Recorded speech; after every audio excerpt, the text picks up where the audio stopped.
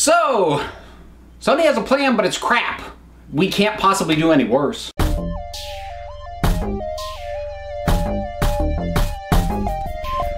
So, I brought Ryan in because, well, the past couple weeks I've been dealing with the flood of bad ideas coming out of Sony. So you thought, Ryan. I thought, Ryan, yeah, who can we counter these bad ideas with more bad ideas? I'll bring in Ryan. Yo. So, what we're gonna do in a very disorganized, non-planned fashion, try and come up with our own better plan for a Spider-Man universe of stuff. A spiderless Spider-Man? Yes, because that Sony seems dead. Because I think we can start by just accepting on premise what they should be doing is introducing these characters in the Spider-Man movies first and then splitting them off. Sure. Can we take it as a given that's what they should be doing? Yeah, I would call that Plan B. For me, Plan A would be a thing that we talked about 5 years ago, which was Sony should sell off their entertainment division. I am amazed that Fox did it first. Honestly, I am too. We talked about this on the car going to see Guardians of the Galaxy Volume 1, like the IMAX preview. Yep. And we were like, why doesn't Sony just give up the ghost, focus on the PlayStation and whatever other hardware stuff they have, sell off their entertainment division? Give Ghostbusters or Spider-Man or whoever, and then you could this wouldn't be an issue. That is still what I think their Plan A should be.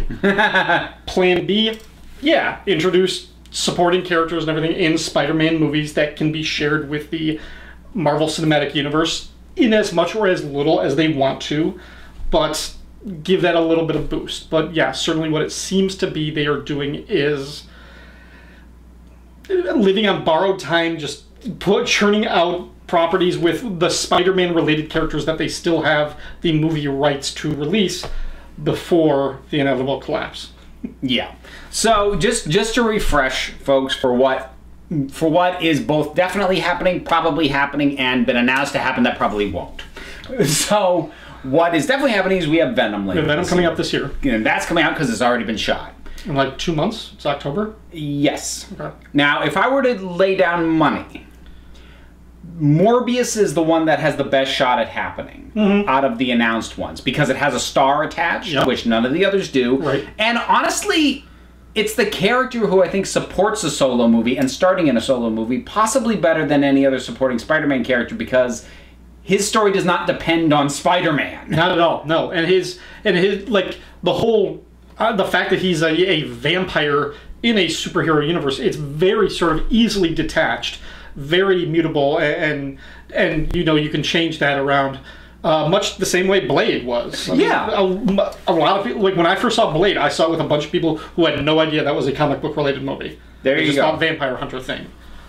So I think Morbius can be approached the exact same way with potentially the same amount of success. Possibly. Because it's not living or dying based on its connection to the superhero genre or Spider-Man in particular. Yeah. So that's the one that I think it has a decent shot at happening.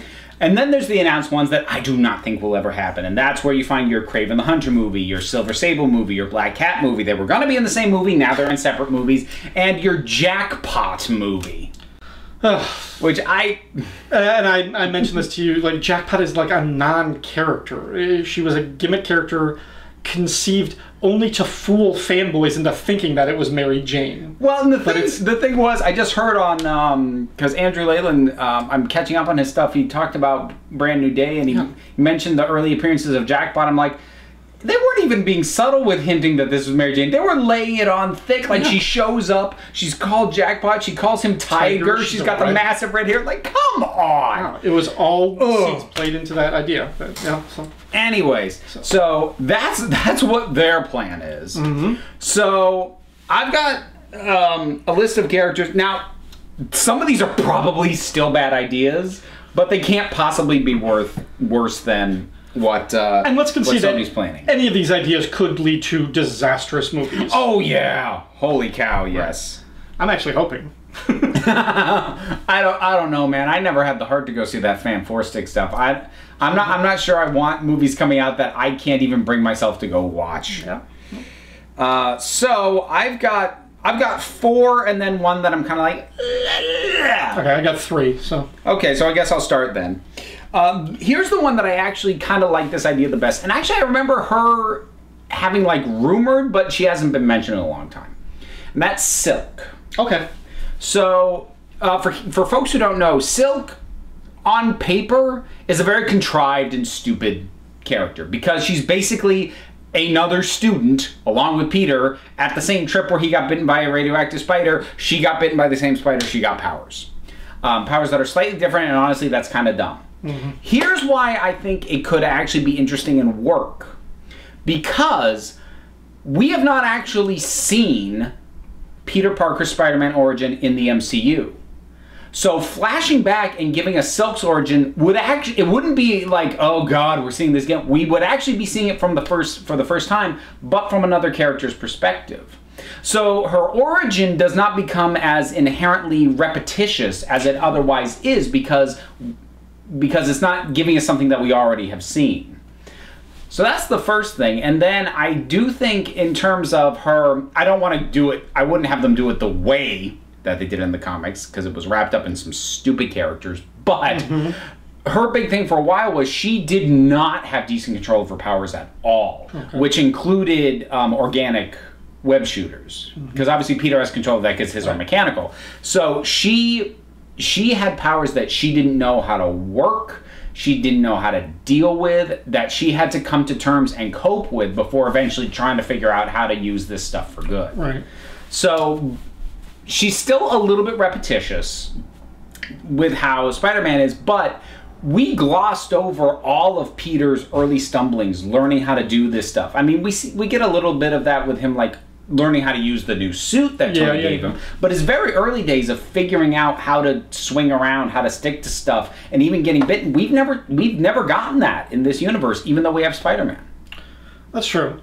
The only counter to that, and this is admittedly a weak counter, but I would say the reason we didn't get that in Spider-Man Homecoming is because we've gotten it 2 other times in recent memory. Yes. So now you could argue that because we didn't see it in the MCU, it didn't play out that way for this version of Peter Parker.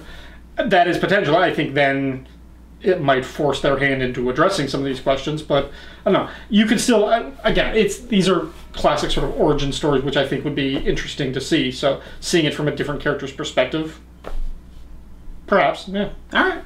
So what have you got? So actually, one of the ones that was mentioned as a possibility, and they've been talking about this, I do think has potential under the right guidance, and that is the Silver Sable movie.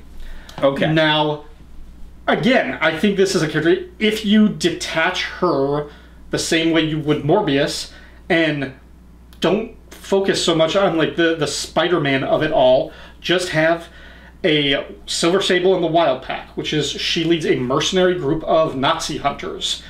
You might have to fast forward it a little bit to have them chasing some other kind of war criminal. I mean, you'd still have Nazis and fascists. Well, you could have them you could have them be subcontracted to hunt down Hydra, since S.H.I.E.L.D. is now unofficial and been shut down. You could, or some version of that if there becomes a rights issue between the Marvel Universe and Sony. Yes, yeah. But it could be anything. It could be an established comic book thing, or it could be something completely different.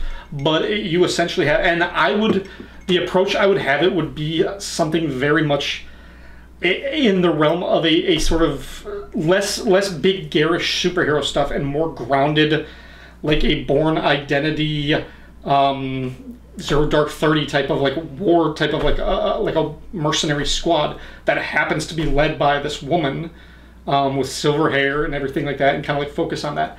And then the pin drop that could be at the very end is either you see this like in the post-credits stinger at the very end, or you set it up for the sequel is they're tasked with going after Venom. And that becomes a crossover. But you don't make that the focus of the first movie. You don't even let it play into it. It would either be a post-credits thing or something for the sequel. Kind of the way, I guess, looking at the modern thing with what M. Night Shyamalan has done with Unbreakable, Split, and then the new one, which is Glass. Thank you. How you didn't even know that they were a shared universe until it dropped, until the very end of like the second one. So okay, I think something like that could be done. Don't make it seem like it's anything. It's just a completely separated movie until the very end, where it's like, oh, by the way, here's your next target. It's this Eddie Brock guy who's got these weird powers. I like that ending a lot. What the one question I would have, and this wouldn't stop Sony, but this is my sort of perspective from an audience member. When you mentioned the tone and sort of, you know, Jason Bourne, Zero Dark 30, my immediate thought is, are we stepping on Black Widow's solo movie toes? We don't know what her solo movie is going to be like. That's true. That's true. It could be more Mission Impossible-like or something like that, a little bit grander scale, a little bit more spectacle. But I think I like that stinger. I thought the idea of putting her and Black Cat together was a stupid thing, like forcing two very unrelated characters just because they're women at a time when it was like Wonder Woman was explored. So give women all these movies, and the fact that they both had like unnaturally white hair. Yeah, there was never a reason for those two to be together, so it just felt weird. But I think individually, Silver Sable, you could tell an interesting story about a mercenary Nazi hunter, or fast forward that to whatever you want it to be. But I think there is merit to some kind of story with her. Okay. With Black Cat, I think you're just doing Catwoman. Yeah, pretty much. I mean, that's kind of all she ever... I mean, I like Black Cat. I like Black Cat a lot, but she's really just the Marvel equivalent of Catwoman. Right, and without Spider-Man, she's less. Yes. Yeah. Black Cat without Spider-Man is not anything interesting. Yeah. Okay, so next up, this one, all right, this one's weird. See if you can stick with me with this. Clone Saga. Oh God, no. I seriously took a look at that and then I just thought, no. I was trying to figure out if there was a way to do that and I couldn't. I don't think there's any way to do it where it's not a total cluster word I'd have to bleep. So, Betty Brant. Okay.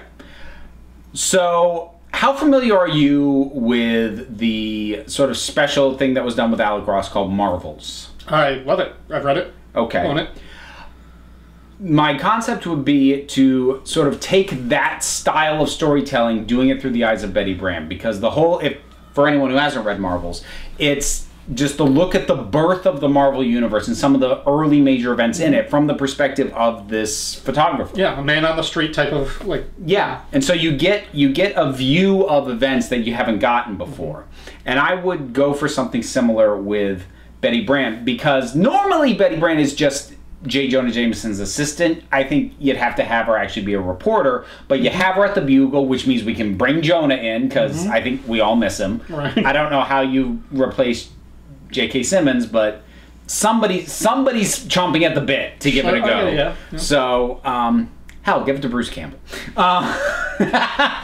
But you then have getting her perspective on, well, initially, of course, Spider-Man. By then, Venom will have happened, and other things along those lines, and you getting that from the ground level reporter view of these events going on with this character who has who has ties to the Daily Bugle, which you could eventually tie back to Spider-Man if you want to be smart and actually have these things connect in some way at some point. But she doesn't have to start in the Spider-Man things. Now the trick is then finding a main thrust of a plot that isn't just uncovering conspiracy BS, because that's dull and boring and played out, and I haven't gotten that far, but like has a core concept and an angle at it. That's what I'm thinking.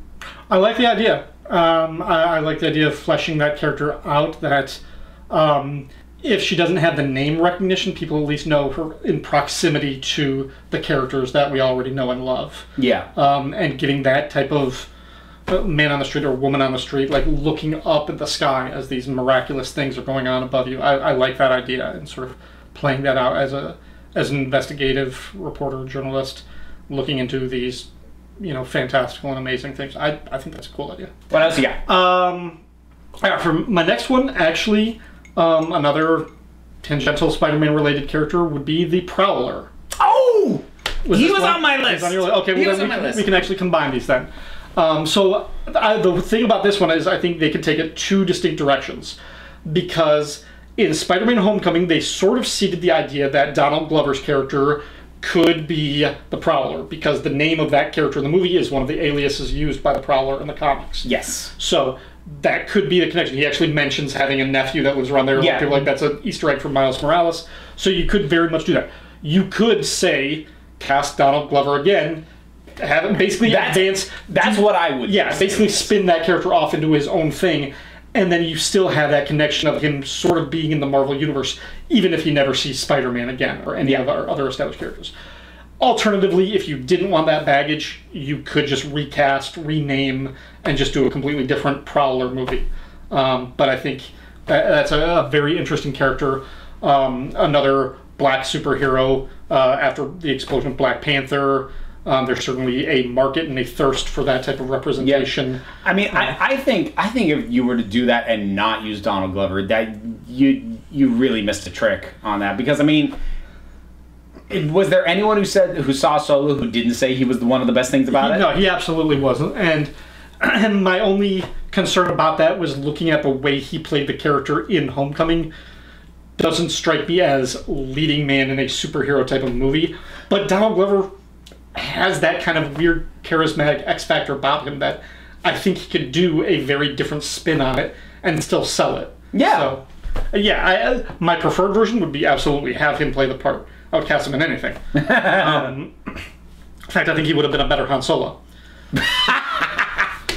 It couldn't have hurt. He wasn't awful. The movie was just bland. Yeah.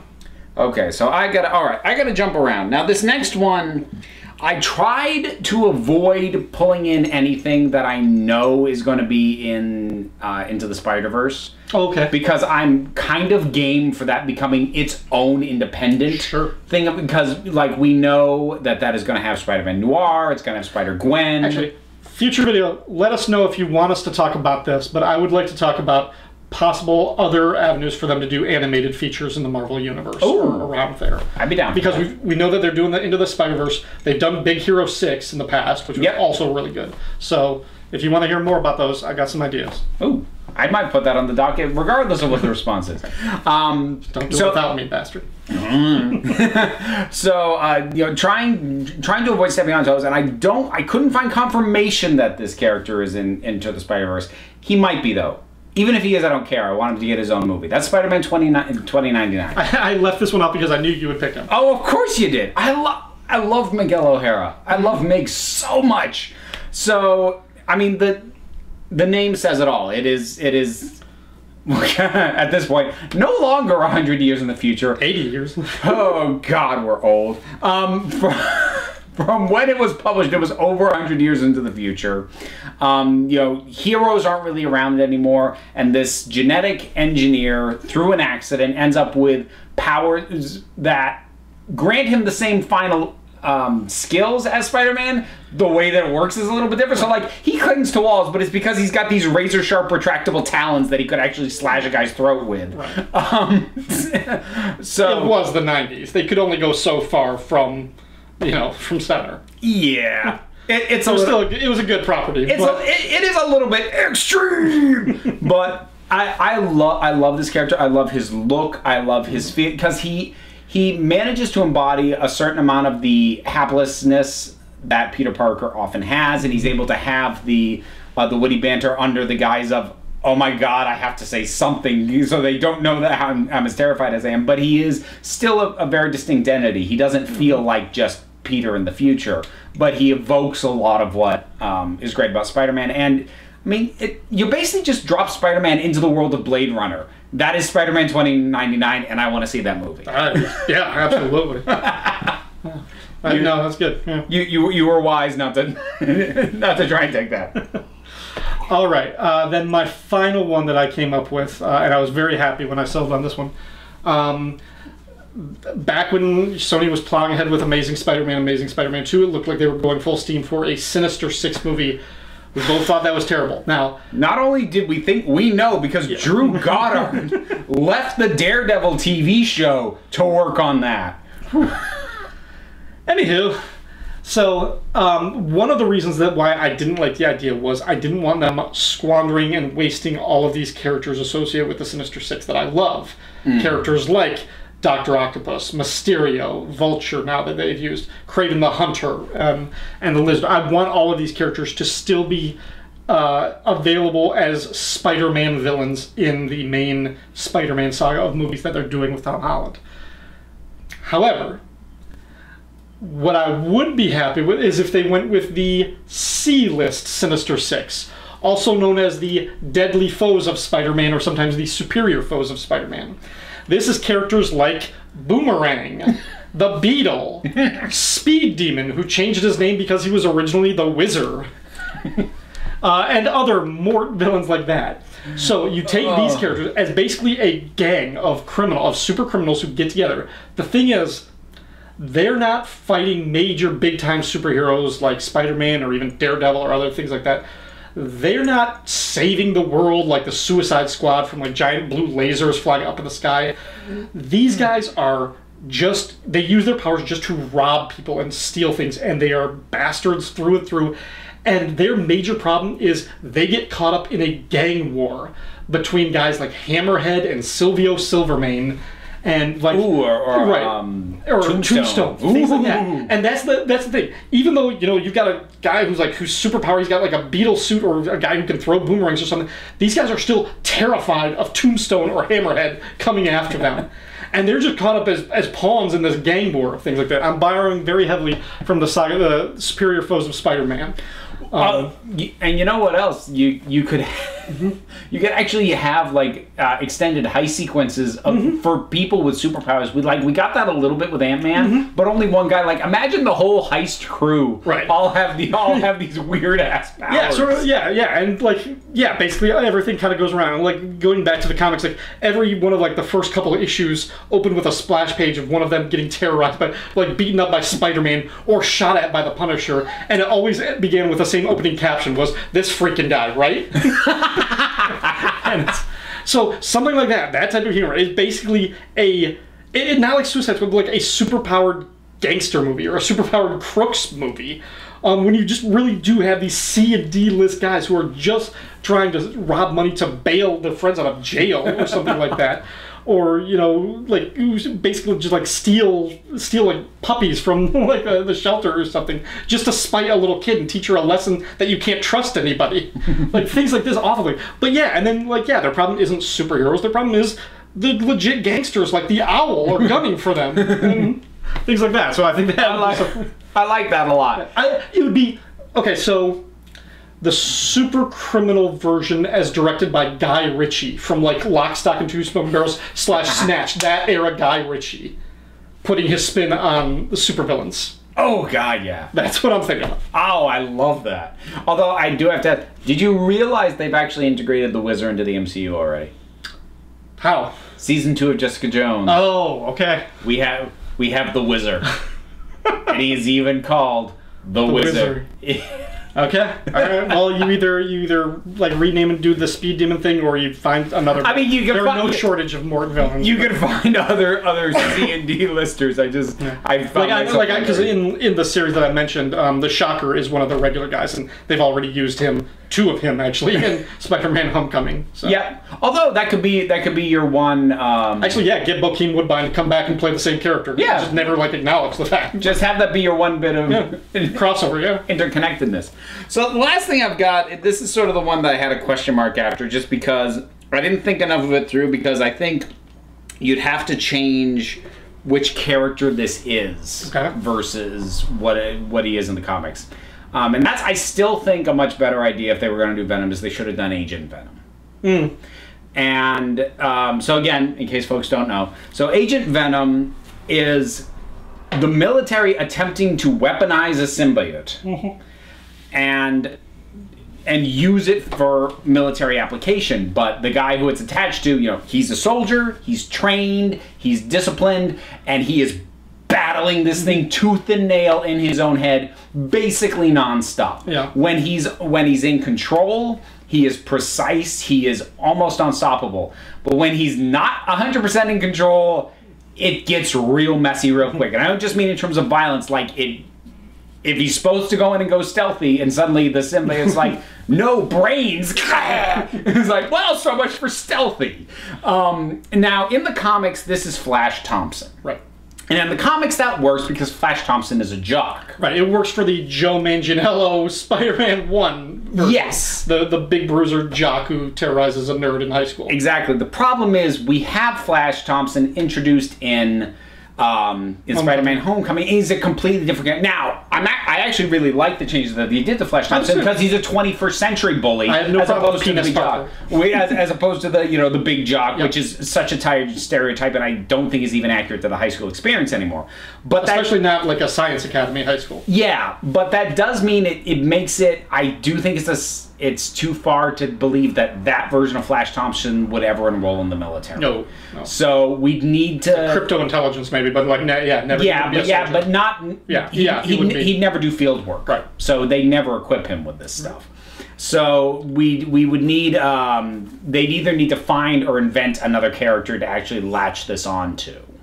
Right. And I would say you could even spin this off right from Venom itself, if because the implication that I'm getting is that these symbiotes are either controlled or created or whatever they're having by a private company. So if the government confiscates them at the end of Venom, then they're going to try and do something with them. Sure.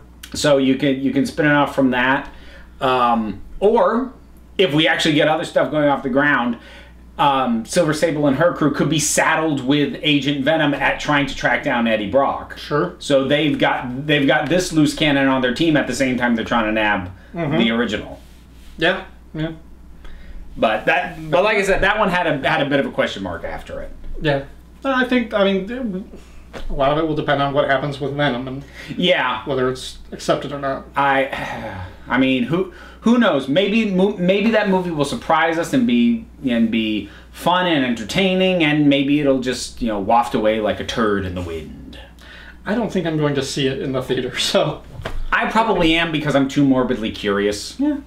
It's got to the point this time last year I was putting my foot down and saying I'm not spending money on some of these things anymore.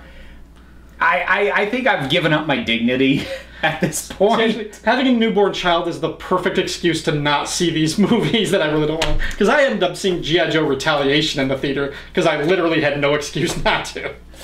But I'm sorry. Oh well. So that's our random spitballing for what to do with Spider-Man and expand it out into a universe that nobody asked for, but hey, they're determined to do it anyways. Sure. So what are your folks' thoughts on any of the ideas we pitched? What are yours? Whatever they are, drop something down in the comments. Let's talk about it. There's a bunch of buttons to push and links to hit. Check those out if you feel like it. I've got a Patreon that's kind of the big one, but yeah, whatever. So thanks so much for tuning in. Thank you, Ryan, for showing up. And drinking my booze. So, just remember, folks, you are the council, I just run the meetings. And until next time, this council is adjourned.